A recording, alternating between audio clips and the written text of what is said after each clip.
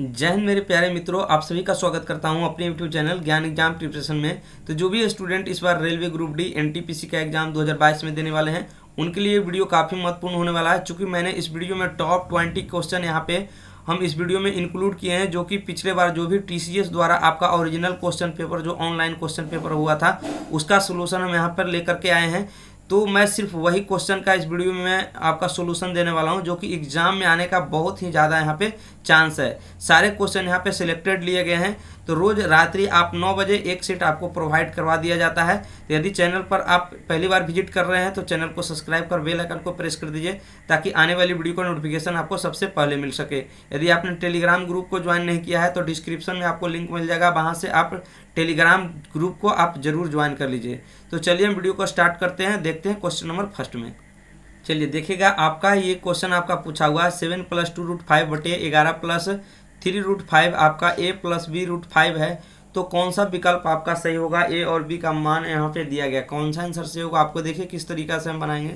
यहाँ से यहाँ पे हम एक लाइन खींच देते हैं। देखिएगा यहाँ पर जो आपको क्वेश्चन दे रखा है आपका दिया हुआ है 7 + 2√5, ठीक है, और बटा में नीचे आपको दिया गया है 11 + 3√5, ठीक है, और बराबर में यहाँ पे आपको दे रखा है a + का b√5, ठीक है।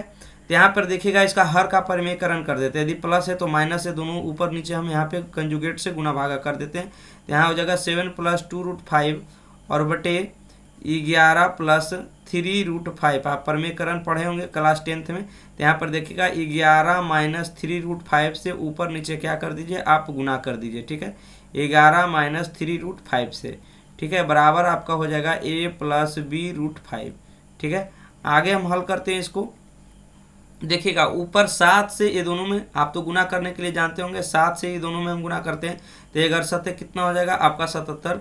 दूसरा टर्म यहाँ पे करते हैं तो 7 21 - 21√5 यहाँ पे हो जाएगा, और इसके + 2√5 से दोनों में गुना करते हैं तो यहाँ पे जो हो जाएगा आपका प्लस का हो जाएगा 11 दूनी 22 और √5 हो जाएगा यहाँ पे।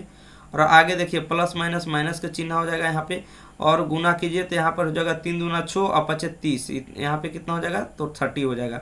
और नीचे देखिएगा तो नीचे क्या हो जाएगा a + b × a - b आपको दिख रहा है। तो a + b × a - b बराबर होता है a² - b², यानी 11 के स्क्वायर और माइनस 3√5 का स्क्वायर यहाँ पे हो जाएगा, ठीक है, बराबर इस साइड लिख देंगे a + b√5, ठीक है। आगे देखिएगा यहाँ पे हम करते हैं।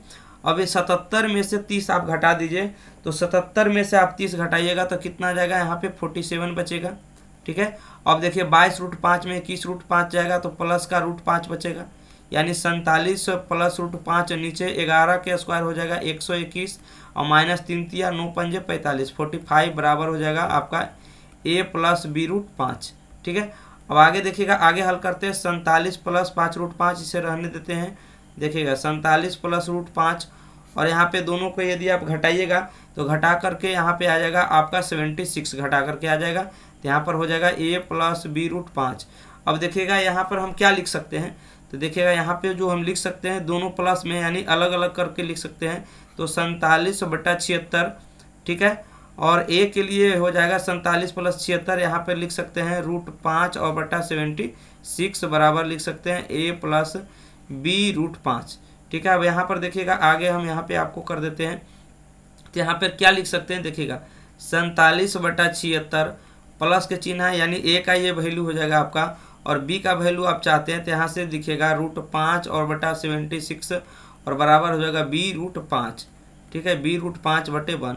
तो यहाँ से देखिएगा √5 से √5 कैंसिल हो जाएगा, यानी b बराबर क्या आ गया 1 बटा, तो b बराबर हो जाएगा 1/76। तो देखिए किस ऑप्शन में है 47/76 और 1/76, ऑप्शन नंबर यहाँ पर 4 में बिल्कुल ही करेक्ट हो जाएगा।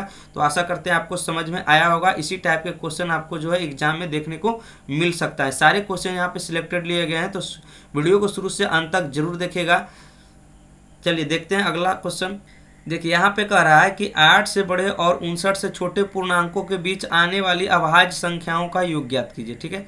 जो भी अभाज्य संख्या है 8 और कितना के बीच में यहाँ पे होना चाहिए, 8 और यहाँ पे हम लिख देते हैं आपको 59 के बीच में अभाज्य संख्या आना चाहिए। तो देखिए कौन कौन संख्या 8 और 59 के बीच में हो सकता है। देखिएगा 8 × 2 = 10, पहला संख्या 11 मिलेगा, सबका योग निकालना है ना, तो प्लस प्लस चिन्ह दे देते हैं।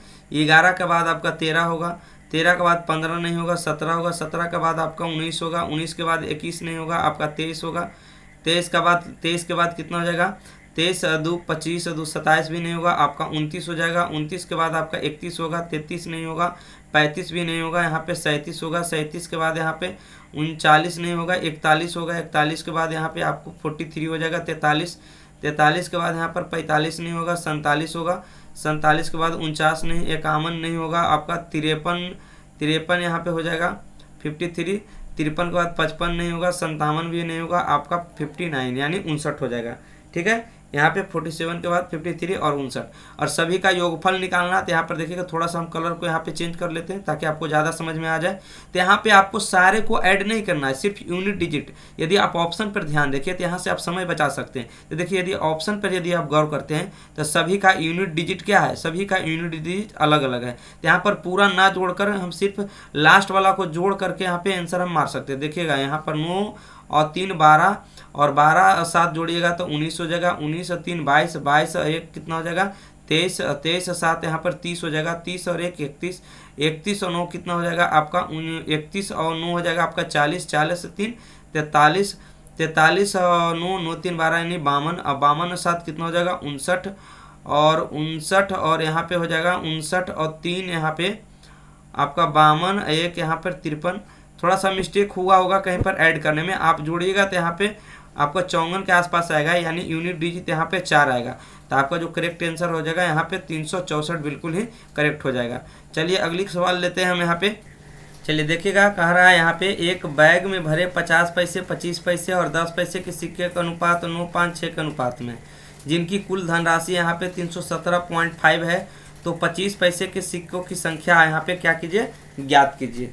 तो देखिएगा यहाँ पे क्या हो जाएगा, तो यहाँ पे दिया हुआ है, जो आपको हम रेशियो मेथड से आपको करके दिखाते हैं। तो देखिएगा यहाँ पे दिया हुआ है आपको 50 पैसा, ठीक है, 50 पैसा का सिक्का है, और कितना पैसा का है, यहाँ पे 25 पैसा का भी सिक्का है, और यहाँ पे दिखेगा सिक्का यहाँ पे जो है 10 पैसा का सिक्का है। ठीक है, इनका संख्या का रेशियो आपको दे रखा है, तो संख्या का अनुपात यहाँ पे लिख देते हैं। कितना कितना है, 9 है और 5 है और कितना है 6 है।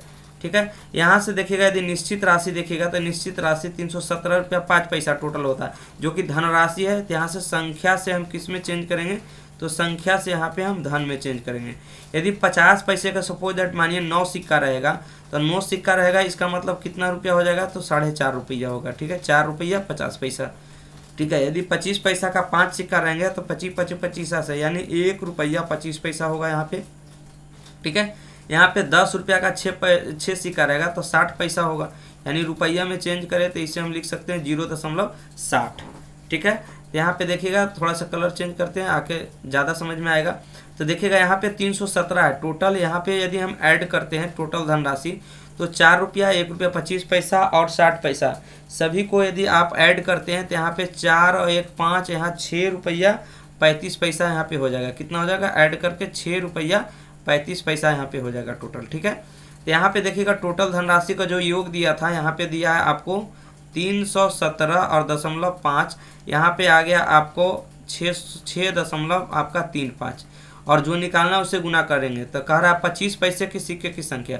तो देखिएगा संख्या के सामने देखिए 25 पैसे के सिक्के की संख्या है, यानी हम कितना से गुना करेंगे, तो यहाँ पे हम 5 से गुना करेंगे। ठीक है, तो यहाँ पे आप 5 से गुना कर दीजिए, आपका कितना पैसा का आ जाएगा, 25 पैसे के सिक्के की संख्या। तो यहाँ से देखिएगा 1 दशमलव हटेगा तो 1 जीरो नीचे आएगा, यहाँ पे दशमलव हटेगा तो आपका 2 अंक के बाद था तो 2 जीरो यहाँ पे ऊपर चला जाएगा। ठीक है, तो 1 जीरो से 1 जीरो यहाँ पे काट देंगे, और 35 से यहाँ पे काटिएगा तो कितना बार में यहाँ पे कटेगा, देखिएगा यहाँ से 635 से ये पूरे यहाँ पे देखिएगा आपको 5 बार में पूरे कट रहा है। ठीक है, यहाँ पे 5 बार में पूरे आपका कट रहा है 635 से, तो 50 और गुने 5, तो 50 और गुने 5 यदि जो कीजिएगा आप, ठीक है, 5 और गुने 50 कीजिएगा तो 5 5 25, यानी यहाँ जो आंसर आ जाएगा आपका 250। इस क्वेश्चन का बिल्कुल ही करेक्ट आंसर हो जाएगा। तो आशा करते हैं आपको समझ में आया होगा। चलिए हम अगली सवाल लेते हैं। चलिए देखिएगा यहाँ पे जो सवाल है आपका 17.5 42 और 14 का आपको क्या निकालना है, मॉस ऑफ प यानी HCF निकालिए। तो थोड़ा सा जरा आप बताइएगा यहाँ पे, जैसे हम सपोज दो संख्या कोई लेते हैं, जैसे हम 8 लेते हैं और 4 लेते हैं, यदि इसका मसा आप निकालना रहता तो मसा का मतलब होता है हाईएस्ट कॉमन फैक्टर, तो इसका मसा जो आप कहिएगा कि 4 हो जाएगा। तो 1 2 भी कह सकते हैं, चूंकि 2 से भी 8 करता है। मसा का मतलब होता है कि मसा जो दोनों संख्या को क्या करता है, काटता है। तो 2 से भी 8 कटता है और 4 से भी 2 से भी 4 कटता है। लेकिन यहाँ पे जो हाईएस्ट कॉमन फैक्टर होता है वही क्या होता है, इसका HCF होता है। तो यहाँ पे जो आपको संख्या दिया गया है, तो यहाँ पे दिया गया आपको 17.5 और दिया गया एक संख्या आपको 42 और एक संख्या दिया गया आपको 14, और उसका जो भी HCF यहाँ पे आएगा, जो भी इसका HCF जो होगा, इन सारी संख्याओं को क्या करेगा, काट देगा। तो यहाँ पे देखिएगा, यदि आप 7 से भागा दीजिएगा तो ये दोनों तो कटेगा, लेकिन इसमें यदि हम 7 से डिवाइड, यदि इसको हम 7 को सही मानते हैं तो 7 से 17.5 में यदि हम भागा देते हैं तो यहाँ पे पूरा पूरी नहीं कटेगा। यहाँ पे देखिएगा, यहाँ पे जो है आपका दशमलव में यहाँ पे आ जाएगा, तो ये तो आपका आंसर नहीं हो सकता।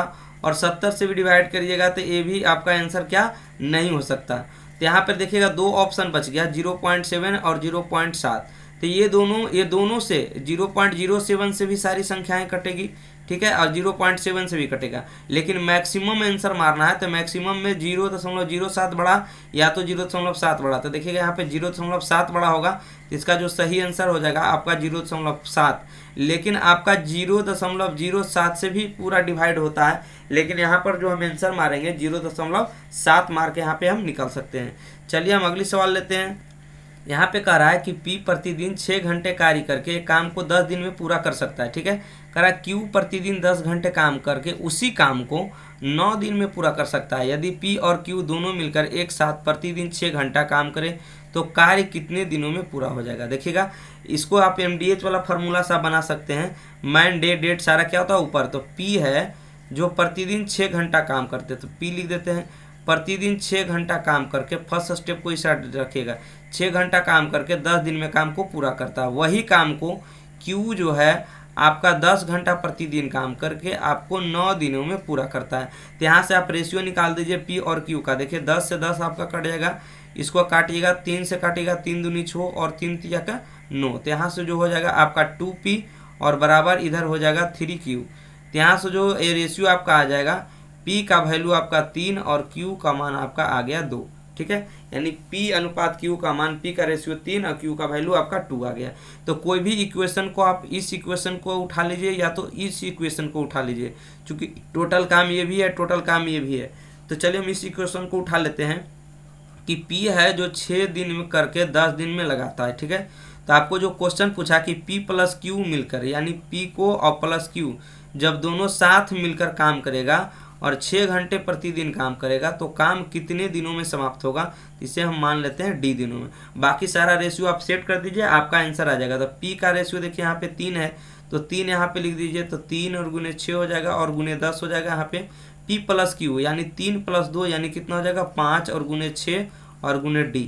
देखिएगा 6 से 6 यहाँ पे कटा जाएगा और 5 दूनी 10 यहाँ पे कट जाएगा, तो D का वैल्यू आ गया 3 दूनी 6, तो D का वैल्यू यहाँ पे कितना हो जाएगा, तो 6 दिन इस क्वेश्चन का बिल्कुल ही करेक्ट आंसर है। आशा करते हैं आपको समझ में आया होगा। चलिए हम अगली सवाल लेते हैं।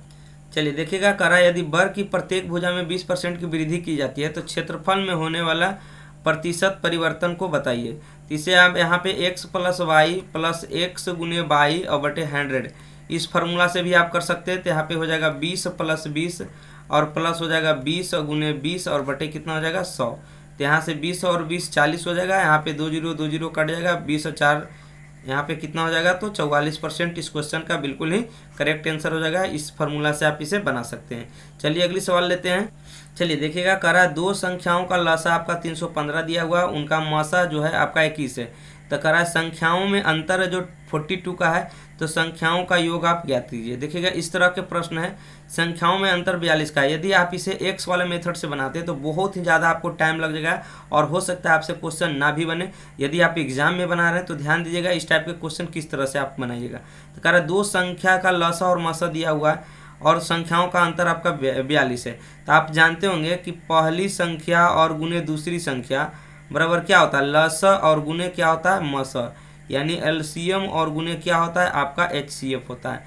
तो देखिएगा यहाँ पे हम यदि दोनों संख्या का गुणनफल यदि हम प्राप्त करें तो लसा आपको दिया हुआ है 315 और HCF भी आपको दिया हुआ है 21, ठीक है। तो लसा गुणे मसा कर दिए। तो यहाँ पे यदि दोनों संख्या का यदि हम गुणनफल निकालें तो 315 में यदि आप 21 से गुना कीजिएगा तो आपको आ जाएगा 21 25 75 से हाथ 5 हाथ में 10 इकाई 21 इकाई 21 10 31 के 1 हाथ में 3 21 63 3 66 जो आपका आ गया। यहाँ पे आ जाएगा आपका 6615 यहाँ पे दोनों संख्या का गुणनफल। तो दोनों संख्या गुना करके 6615 आना चाहिए और अंतर यहाँ पे कहा है 42। तो कौन सा ऐसा दो एक फैक्टर में इसे आप तोड़ दीजिए, 615 का आप गुणनखंड लगा दीजिए, ठीक है। दो ऐसा फैक्टर में तोड़िए जिसका डिफरेंस कितना आना चाहिए 42 आना चाहिए। तो चलिए यहाँ पे हम 3 से लगाते हैं। तो यहाँ पे हो जाएगा 3 दूनी 6 3 दूनी 6 और यहाँ पे हो जाएगा 0 3 5 15। यहाँ पे लगाइएगा तो हो जाएगा यहाँ पे फिर 3 से लगेगा 3 7 21 और 3 3 9 और 3 5 15। यहाँ पर फिर लग रहा है आपको 3 से लगाना पड़ेगा। तो देखिएगा 3 दूनी 6 और 3 चौक 12 और 3 5 15। अब यहाँ पे हमें 5 से लगाना पड़ेगा। यहाँ पे 5 से लगाइएगा तो 5 चौक 20 और 5 9 45। अब यहाँ पे हम 7 से लगाएंगे तो 7 7 के 49। अब देखिएगा इतना नंबर आपके पास में है, इतना नंबर आपके पास है और इतने सारे नंबर से आपको क्या करना है, दो ऐसा फैक्टर में आपको तोड़ देना है जिसका डिफरेंस जो है संख्या का जो अंतर है आपका 42 आना चाहिए। तो देखिएगा यहाँ पे हम लेते हैं 3 तिया 9 है ना, 3 तिया 9 और 9 तिया 27, 3 तिया 9 और 9 7 63। ये तीनों का आप एक में ले लीजिए और 5 तिया 15 और 15 7 75 से, ठीक है। यानी आप एक 63 ले लीजिए और एक आप 105 ले लीजिए, ठीक है। यदि हम आप दोनों का यहाँ पे डिफरेंस यदि आप निकालें तो ये दोनों का अंतर जब आप 105 और 63 का यदि आप अंतर निकालते हैं तो यहाँ पे जो अंतर आएगा आपका 42 आ जाएगा। यहाँ पर कितना आ जाएगा, यहाँ पे 42 यहाँ पे अंतर आ रहा है। इसका मतलब वो दोनों संख्या हमको पता चल गया, एक 63 105 है। अब पूछ रहा है कि दोनों का योग बताइए। तो यहाँ पे 105 और प्लस 63 दोनों को जोड़ दीजिएगा तो यहाँ पे जो आ जाएगा आपका 168 इस क्वेश्चन का करेक्ट आंसर हो जाएगा, यानी ऑप्शन नंबर 1 बिल्कुल ही सही हो जाएगा। आशा करते हैं आपको समझ में आया होगा। चलिए हम अगली सवाल लेते हैं। चलिए देखिएगा, करा एक व्यापारी द्वारा 2 वस्तुएं बेची जाती है। कितने? 2 वस्तु बेची जाती है। करा उनमें से एक वस्तु को 20% लाभ पर बेचता है जिनका कि विक्रय मूल्य जो है दूसरी वस्तु के क्रय मूल्य के बराबर हो जाता है। जो भी 20% के लाभ पर जो एक वस्तु बेच रहा है जिसका जो विक्रय मूल्य है ना दूसरी वस्तु के क्रय मूल्य के बराबर हो जाता है जो 20% पर हानि पर बेची गई है, ठीक है। करा कि प्रभावी प्रतिशत लाभ यानी प्रतिशत हानि है जो लगभग में कितना होगा आपको बताना होगा। तो चलिए हम दोनों वस्तु के यहाँ पे लिख देते हैं। मानते ये पहला वस्तु है, ये आपका सेकेंड वस्तु है, ठीक है। करा कि पहला वस्तु को 20% के लाभ पर बेचा है। मान लीजिए आप क्रय मूल्य किसी वस्तु का 100 है, 20% के लाभ पर बेचेगा तो वस्तु को कितना में बेचेगा, ठीक है। तो आप कहिएगा सर यहाँ पे 120 में बेचना पड़ेगा, ठीक है। 100 का वस्तु 120 में बेचना पड़ेगा। तो ये जो विक्रय मूल्य आगे कहा है कि जिसका विक्रय मूल्य है जो दूसरी वस्तु का क्रय मूल्य, तो दूसरी वस्तु का जो क्रय मूल्य जो होगा ये जो विक्रय मूल्य आया है इसके बराबर हो जाएगा, यानी इसका भी क्रय मूल्य कितना हो जाएगा, यहाँ पे 120 हो जाएगा। जो दूसरी वस्तु का यहाँ पे क्रय मूल्य है जो पहली वस्तु के विक्रय मूल्य के बराबर था, यानी 120 रुपया यहाँ पे हो जाएगा। तो कह रहा है कि जो इसे 20% के हानि पर बेचा गया है, यानी दूसरी वस्तु को जो बेचा गया है इसके 20% हानि पर। तो 120 का यदि आप 20% निकालते हैं यहाँ पे तो 120 का 20% यानी 20/100 10 यानी 12 दूना 24, यानी 20% यदि निकालते हैं तो 24 रुपया कम, यानी 120 में 24 रुपया लेस करेंगे तो यहाँ पे 96 रुपया आएगा, ठीक है। यदि 20% हानि पर बेचा तो 120 का समान 20% हानि, यानी कितना में बिकेगा, यहाँ पे 96 रुपया में बिकेगा, ठीक है। 96 रुपया में बिकेगा। तो आपको कह रहा है कि टोटल लाभ हानि की गणना कब करेंगे, टोटल क्रय मूल्य को यहाँ पे हमको ऐड करना पड़ेगा और टोटल विक्रय मूल्य को एक साथ ऐड करना पड़ेगा, तो अब हम बता सकते हैं। तो यहाँ पे देखिएगा टोटल जो यहाँ पे सीपी हो जाएगा, टोटल यहाँ पे सीपी हम निकाल लेते हैं। तो 100 और 120 दोनों को ऐड कर देते हैं तो यहाँ पे आपका जो हो जाएगा टोटल क्रय मूल्य यहाँ पे हो जाएगा 220। कितना हो जाएगा 220। और टोटल यहाँ पे हम एसपी की यदि हम बात करें, टोटल विक्रय मूल्य की यदि हम बात करें तो टोटल विक्रय मूल्य 120 और प्लस 96, तो 120 और 96 यहाँ पे ऐड कर दीजिए तो कितना हो जाएगा आपका 6 9 2 11 के 1, एक एक 2 यानी 216 रुपया। टोटल विक्रय मूल्य कितना हो जाएगा, 120 और 96 को जोड़ेंगे तो 216 हो जाएगा। तो यहाँ पे देखिए क्या पता चल रहा है, 220 में खरीदा गया, 216 में यहाँ पे बेचा गया, तो कितना लॉस हो गया, यहाँ पे 4 रुपया का लॉस हो गया। तो यहाँ पे लॉस परसेंट आप निकाल दीजिए, तो लॉस परसेंट पर होता है लॉस और बटा क्रय मूल्य। तो क्रय मूल्य कितना हो जाएगा 220 और प्रतिशत के लिए यहाँ पे 100 से गुना करेंगे, तो 1 जीरो से 1 जीरो आपका कट जाएगा। यहाँ पे हम काटेंगे 2 दूना 4 और 11 दूनी 22, 11 दूनी 22। तो यहाँ पे जो आपका आ गया, यहाँ पे देखिएगा 20 और बटा कितना हो गया 11, 20 बटा 11। तो यहाँ पर 11 से 20 में भागा दीजिएगा, तो 11 एकम 11, 9 बचेगा 0.11 88 यानी 1.8% के आसपास यहाँ पे हानि आ रहा है। तो लगभग मैं आपको पूछा भी था, इसका सही जो आंसर हो जाएगा यहाँ पर 1.8% हो जाएगा। हमने इस सवाल को आपको रेशियो मेथड से करके दिखाया। तो यहाँ पर आशा करते हैं आपको बिल्कुल ही समझ में आया होगा। तो चलिए हम अगली सवाल लेते हैं। चलिए देखिएगा, यहाँ पे कह रहा है 2 वर्ग का परिमाप 48 सेंटीमीटर है और 60 सेंटीमीटर है, 2 वर्ग है, ठीक है। कह रहा है एक तीसरा वर्ग का परिमाप ज्ञात कीजिए। तीसरा वर्ग का क्या निकालना, परिमाप निकालना, जिसका क्षेत्रफल जो है, तीसरे वर्ग का क्षेत्रफल जो है, जिसका क्षेत्रफल इन वर्गों के क्षेत्रफल के अंतर के बराबर है। यानी 3 वर्ग के बारे में बात किया जा रहा है। यहाँ पे हम पहला वर्ग ले लेते हैं, यहाँ पे आपको हम दूसरा वर्ग लेते हैं, यहाँ पे आपका तीसरा वर्ग हम ले लेते हैं, ठीक है। तो यहाँ पे पहला वर्ग का परिमाप दिया गया है, तो पहला वर्ग का परिमाप बराबर क्या होता है आप जानते हैं, 4 और गुने भुजा। इसको हम A1 ले लेते हैं, बराबर आपको दिया गया है 60, ठीक है। यहाँ से यदि हम A1 का मान निकालें तो 4 से काटिएगा तो 15 बार में कटेगा, यानी 15 चौके 60, यानी A1 का मान यहाँ से 5 आ जाएगा। यदि तो दूसरा हम लेते हैं तो इसका 60 सेंटीमीटर दिया है, इसे भी हम लिखेंगे 4 गुने भुजा, यानी A2 बराबर, इसको A2 कर देते हैं, यहाँ पे 60, यानी ये जो कट जाएगा, सॉरी यहाँ पे 48 था, यहाँ पे शुरू वाला में कितना था 48, तो आपको A1 का जो मान आ जाएगा यहाँ पे 12 चौके 48, यहाँ पे 12 हो जाएगा। यहाँ पे हम काट देंगे तो यहाँ पे 15 चौके 60, 15 बार में यहाँ पे कटेगा, तो A2 का मान जो हो जाएगा यहाँ पे 15 हो जाएगा, ठीक है। तो आपका पूछा है कि तीसरा वर्ग का परिमाप ज्ञात कीजिए, यानी इसका परिमाप आपको निकालना है, ठीक है। तीसरा का क्या निकालना है, परिमाप बराबर भाट। अब देखिए जो कह रहा है कि जिसका क्षेत्रफल है, जो इसका तीसरा का जो एरिया आएगा, यानी जो क्षेत्रफल होगा, ठीक है, तीसरा का जो क्षेत्रफल होगा इन दोनों वर्गों के अंतर के क्षेत्रफल के बराबर, तो इसका आपको एरिया निकालना पड़ेगा, ठीक है। तो हम एरिया निकाल लेते हैं, इस वर्ग का एरिया, तो एरिया निकालिएगा क्षेत्रफल, तो बराबर है 44 से 144 हो जाएगा, ठीक है, फर्स्ट वाले को। यदि हम सेकेंड वाला को निकालते हैं तो 15 का स्क्वायर कितना हो जाएगा, यहाँ पे 225, ठीक है। तो जो तीसरा का जो क्षेत्रफल ये दोनों का अंतर के बराबर है, तो यहाँ से देखिएगा इसका जो एरिया है, यानी क्षेत्रफल आप निकालते हैं, तो इसका क्षेत्रफल ये दोनों का डिफरेंस के बराबर, यानी 225 और माइनस कितना 144 के बराबर इसका एरिया है। तो एरिया बराबर क्या होता है, भुजा स्क्वायर, तो इसको A3 मान लेते हैं, तो A3 का स्क्वायर कर देते हैं। 225 में यहाँ से आप 144 घटा दीजिए तो कितना आ जाएगा, 5 में से 4 जगह आपको 1 बचेगा, और यहाँ 12 में से 4 जगह यहाँ पे 8 बचेगा, यानी 81 बचेगा। यहाँ पर A3 का मान निकाले तो यहाँ पर √81 का वर्गमूल कितना हो जाएगा, तो 9। तो यहाँ पे जो भुजा आ गया तीसरा का भुजा यहाँ पे 9 आ गया। तो यहाँ पे तीसरा का क्या निकालना था, परिमाप। तो यहाँ पे हम परिमाप की यदि हम बात करें तो परिमाप बराबर होता है 4 गुने भुजा, यानी 4 गुने 9 हो जाएगा, यानी 9 चौक 36। तो 9 चौक 36 सेंटीमीटर इस क्वेश्चन का बिल्कुल ही करेक्ट आंसर हो जाएगा, ऑप्शन 3 बिल्कुल ही सही हो जाएगा। चलिए दोस्त हम अगले सवाल लेते हैं। चलिए यहाँ पे जो आपको दे रहा है, देखिए x बराबर 3 + √5 यहाँ पे दे रहा है।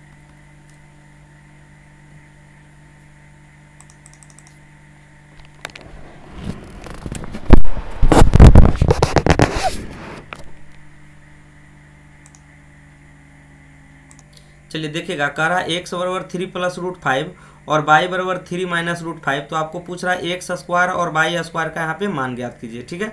तो देखिएगा यहाँ पे हमको x स्क्वायर और y स्क्वायर पूछा है, तो देखिएगा x square plus y square, ठीक है।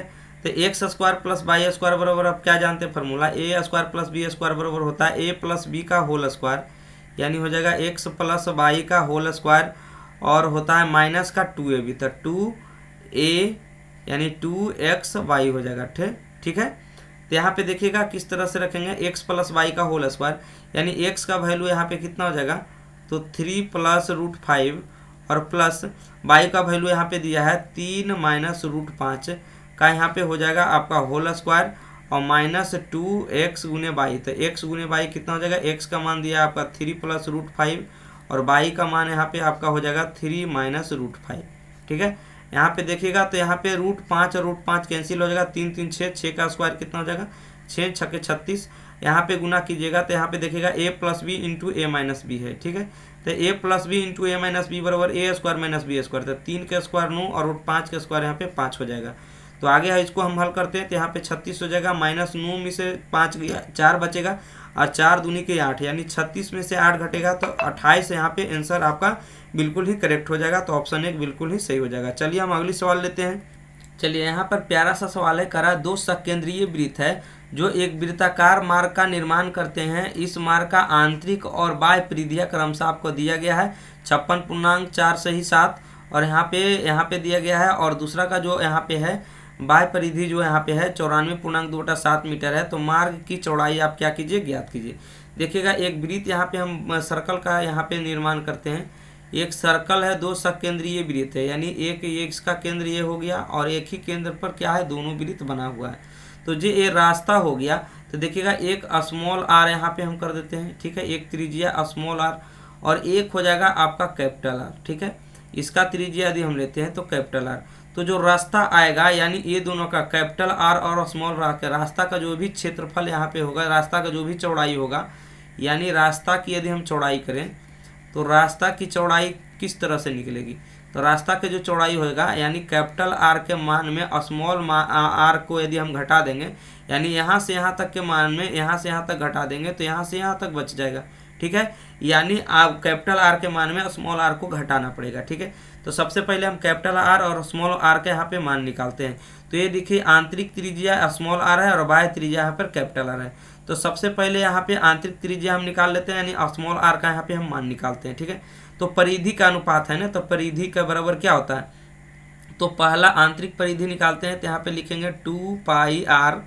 ठीक है, 2πr बराबर आपका हो जाएगा 56.4/7। ठीक है, यहाँ से आप मान रखिएगा तो 2 गुने 22/7 और गुने कितना हो जाएगा आपका r बराबर 56 में आप 7 से गुना कीजिए, 4 जब ऐड कीजिएगा तो आपका जो आ जाएगा यहाँ पे 396 और बटा 7 आ जाएगा। ठीक है, देखिएगा 7 से 7 यहाँ पे कट जाएगा और यहाँ पे आप 22 से काटिएगा तो यहाँ पे काट दीजिए 22 का 22 और 9 छियंतरा से यहाँ पे कट जाएगा, जो आपको 17 बार में यहाँ पे कट जाएगा।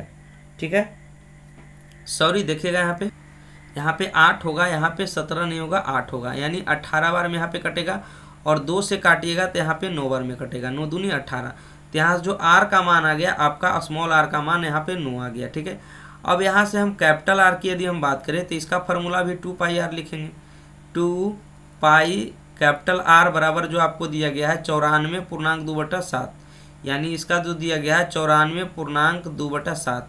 तो यहाँ पे 2 गुने 22/7 लिखेंगे और गुना कैपिटल आर यहाँ पे लिखेंगे और बराबर इससे पूर्णांक आप तोड़िएगा तो कितना आ जाएगा 497 गुने 7 और प्लस 2 जब कीजिएगा तो यहाँ पे आपको आ जाएगा 660/7। 7 से 7 कैंसिल हो जाएगा और 22 से काटेंगे तो 22 3 66, यानी 30 बार में, और 2 से काटिएगा तो यहाँ पे देखिएगा 15 बार में कटेगा। तो यहाँ पे जो कैपिटल आर का मान आ गया यहाँ पे 15। तो हमें रास्ता का चौड़ाई चाहिए था, तो यहाँ जो चौड़ाई निकलेगा यानी capital R minus small R. तो कैपिटल आर का मान यहाँ पे 15 आ गया, स्मॉल आर का मान यहाँ पर 9 है, तो 15 में से 9 जाएगा तो यहाँ पर 6 मीटर इस क्वेश्चन का बिल्कुल ही करेक्ट आंसर हो जाएगा। तो ऑप्शन 3 बिल्कुल ही सही हो जाएगा। आशा करते हैं आपको समझ में आया होगा। चलिए हम अगली सवाल लेते हैं। चलिए देखिएगा, कह रहा है 2 संख्या का रेशियो आपको दिया गया है 7:5, तो उसका HCF आपका 3 है। तो देखिएगा 2 संख्या यहाँ पे दिया गया है, मान लेते हैं A और B है, उसका जो रेशियो यहाँ पे दिया गया है 7:5 दिया गया है। तो 7:5 है, तो रेशियो के हिसाब से यदि ये दोनों का HCF करे तो 3। यहाँ पे क्वेश्चन के अकॉर्डिंग यहाँ पे HCF 3 है, यहाँ पे 1 है, तो इनका लसर, तो लसर के लिए क्या करते हैं दोनों को गुना कर देते हैं, यानी 35 से गुना करेंगे तो यहाँ पे क्या निकल जाएगा आपका LCM हो जाएगा, यानी 35 या कितना हो जाएगा 105। 105 इस क्वेश्चन का बिल्कुल ही करेक्ट आंसर हो जाएगा। यहाँ से आप समय को बचा सकते हैं। चलिए अगली सवाल देखते हैं। देखिएगा, करा एक धनराशि पर 10% चक्रवृद्धि ब्याज की दर पर 2 वर्ष में प्राप्त ब्याज 630 रुपया है। ठीक है, करा समान राशि पर समान दर से 3 वर्ष का साधारण ब्याज ज्ञात कीजिए। ठीक है, तो देखिए यहाँ पे आप जो है आपको धनराशि निकालना है तो आप यहाँ पे CI का फॉर्मूला भी आप लगा सकते हैं। प्राप्त जो ब्याज दिया है आपका CI 630 रुपया दिया है। यहाँ पे देखिए हम रेशियो मेथड से आपको करके दिखाते हैं। तो यहाँ पे 10% यहाँ पे जो दिया हुआ आपका CI दे रखा है आपका 630 रुपया। टाइम जो दिया है आपका 2 वर्ष दिया है। रेट जो दिया है आपका 10% दिया है। तो रेट से ही हम यहाँ पे रेशियो मेथड को सेट करते हैं। 10% का मतलब होता है यहाँ पे 10/100 और 10/100 का मतलब होता है आपका 1/10। ठीक है, तो CI के सवाल में नीचे वाला आपका होता है मूलधन और ऊपर वाला होता है CI। यदि हम रेशियो मेथड से यदि हम करें तो हमको क्या करना पड़ता है, तो देखिए यहाँ पर सबसे पहले आप मूलधन और मूलधन का रेशियो लिख लीजिए। तो मूलधन 10 है और चक्रवृद्धि ब्याज 1 है, इसका मतलब दोनों ऐड करेंगे तो 10 1 11। जितना साल के लिए कहे तो उतना पावर करना है। जैसे 2 साल के लिए निकालना है तो पावर यहाँ पे दोनों पर क्या करेंगे, 2 कर देंगे। तो यहाँ पर होगा 10 है को 100, 11 है 1 से यानी 121। यदि हम CI की बात करें यहाँ पर तो CI बराबर होता है मूलधन माइनस मूलधन, यानी CI की बात करें तो यहाँ पे 21 हो जाएगा। लेकिन क्वेश्चन के अकॉर्डिंग यहाँ पे जो CI दिया है आपको 630 रुपया ब्याज दिया है। तो यहाँ पे देखिएगा यहाँ पे जो ब्याज दिया है आपका 630 रुपया दिया है और यहाँ पे ब्याज आपको 21 आया है। तो 630 का बैलेंस 21 से करेंगे और निकालना हमें मूलधन है तो 100 से आप क्या कर दीजिएगा, गुना कर दीजिएगा। यहाँ पे मूलधन आपका निकल जाएगा। तो 21 या 63, 30 बार में आप कटेगा। तो यहाँ पे जो मूलधन आपका आ गया यहाँ पे 3000 रुपया यहाँ पे आपका मूलधन हो गया। ठीक है, यहाँ पे मूलधन निकल करके आ गया 3000 रुपया। तो यहाँ पर जो आगे कहा है कि समान राशि पर समान दर से, यानी रेट भी इस बार 10% ही रखना है और समय को जो है आपका 3 वर्ष रखना है। ठीक है, 3 वर्ष यहाँ पे दिए गए, 3 वर्ष रखना है। तो आप साधारण ब्याज बताइए, यानी SI बराबर भाट। ठीक है, तो साधारण ब्याज का फॉर्मूला आप जानते होंगे। तो SI बराबर क्या होता है, तो ब्याज बराबर फार्मूला आता है मूलधन गुने 100, यानी हो जाएगा 3000 मूलधन गुने 100 है ना, गुने दर बटे 100। तो दर कितना है, तो 10% है। सॉरी, यहाँ पे साधारण ब्याज निकालना है तो मूलधन गुने समय गुने, ठीक है, और दर बटाए 100 यहाँ पे होता है। ठीक है, 100 से भागा देंगे, 2 0 कटेगा, यानी 3 3 9 हो जाएगा 900। यानी इस क्वेश्चन का जो आंसर हो जाएगा आपका 900 हो जाएगा। तो ऑप्शन 3 है जो बिल्कुल ही करेक्ट हो जाएगा। चलिए हम अगली सवाल देखते हैं। चलिए यहाँ पे देखिएगा, करा है 900 रुपया की धनराशि एक निश्चित साधारण ब्याज की दर पर 4 वर्ष में बढ़कर 1134 रुपया हो जाती है। करा यदि ब्याज की दर में 3% का यदि हम वृद्धि कर दें तो यहाँ पर 900 रुपया का जो धनराशि है 4 वर्ष में कितनी रुपया हो जाएगी आपको बताना है। तो यहाँ पे देखिएगा मूलधन जो आपको दिया गया है, मूलधन यहाँ पे 900 रुपया दे रखा और 1134 रुपया हो जाती है, यानी मूलधन आपको दिया गया, यानी अमाउंट का मान आपको दिया गया 1134। ठीक है, और टाइम का पीरियड जो दिया गया है यहाँ पे 4 वर्ष दिया गया है।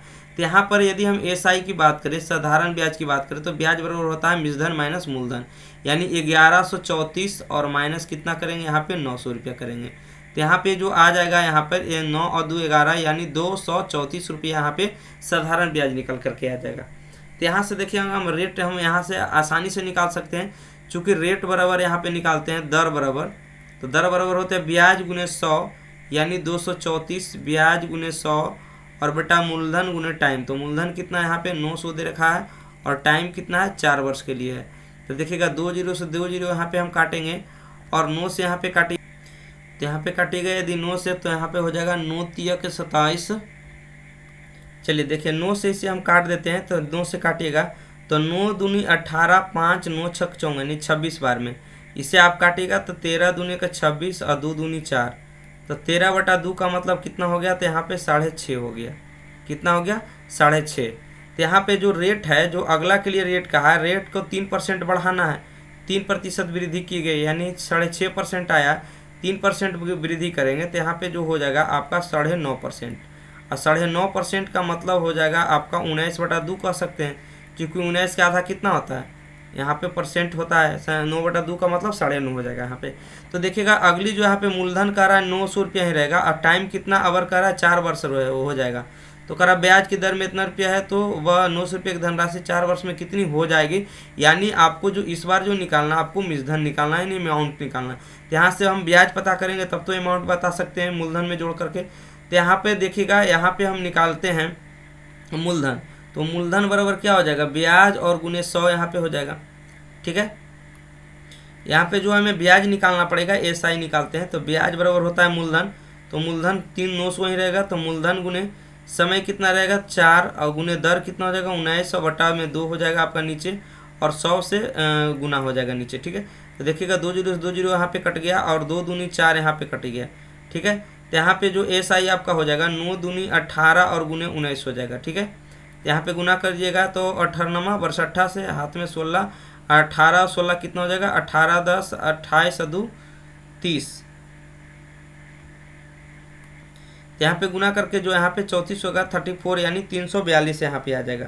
कितना जाएगा 342। तो हमें निकालना है मिश्रधन, तो मिश्रधन बराबर क्या होता है मूलधन जोड़ ब्याज, यानी 900 में प्लस कर देंगे यहाँ पे 342 को, तो 900 में 342 यहाँ पे जोड़िएगा तो यहाँ पे जो आ जाएगा आपका 1242 इस क्वेश्चन का करेक्ट आंसर हो जाएगा, यानी ऑप्शन नंबर 1 है जो बिल्कुल ही करेक्ट हो जाएगा। चलिए हम अगली सवाल देखते हैं। चलिए यहाँ पे आपको दिया गया कि 1313 यहाँ पे जो है 3 भाग में यहाँ पे रेशियो आपको दिया गया है, समानुपात में है ना 3 विभागों में विभाजित किया जाता है, तो दूसरे भाग इनमें से किसके बराबर होना चाहिए। ठीक है, यहाँ पे 3 दिया गया है, ए हम मान लेते हैं, बी मान लेते हैं और सी ले लेते हैं। ठीक है, यहाँ पे जो आपको रेशियो दे रखा है 1/3। ठीक है, रेशियो आपको दिया गया आपका 3/5 और रेशियो जो आपको दिया है यहाँ पे 3/4। तो रेशियो को सिंपल में बनाने के लिए हम क्या करेंगे, तो रेशियो को सिंपल में बनाने के लिए आप कीजिए प्रत्येक के नीचे वाला LCM निकाल दीजिए, तो यहाँ पे 60 से सभी पद में क्या कर लेते हैं हम गुना कर देते हैं। 60 से सभी पद में क्या कर दीजिए गुना कर दीजिए, तो 3 से कटेगा 20 बार में, यानी 20 तिया का 60, यानी 20 से कम 20 हो जाएगा। 5 से कटेगा 12 × 5 = 60, तो 12 तिया कितना हो जाएगा 36, और यहाँ पे कटेगा 4 से 15 बार में, तो 15 तिया 45। ठीक है, तो यहाँ पे टोटल 1313 है। कितना है यहाँ पे यदि टोटल हम ऐड निकालें यानी 45 36 और 20 जोड़ें तो 6 और 5 11 के 1 यहाँ पे हो जाएगा, और 4 3 7 और 2 9 1 10 आपका 101 हो जाएगा यहाँ पे टोटल योगफल रेशियो के हिसाब से। और यहाँ पर जो टोटल राशि यहाँ पे दे रहा है आपको 1313, और यहाँ पे टोटल योगफल आपका 101 है। ठीक है, निकालना आपका दूसरा भाग, तो दूसरा भाग निकालना है तो दूसरा वाला से गुना करेंगे, यानी 36 यहाँ पे हम गुना कर देंगे, यहाँ पे बी वाला भाग आपका आ जाएगा। तो 101 से कीजिएगा तो इससे हम 13 बार में काटेंगे तो बिल्कुल ही 13 बार में कट जाएगा, और 13 गुने आप 36 यदि करते हैं तो 13 × 78 के 8 हाथ में 7, और 33 39 39 और 7 कितना हो जाएगा आपका 46, यानी 468 रुपया इस क्वेश्चन का बिल्कुल ही करेक्ट आंसर हो जाएगा। तो आप लोग को वीडियो कैसा लगा कमेंट करके जरूर बताइए। यदि आपको पसंद आता है तो लाइक शेयर जरूर करें। Thank you.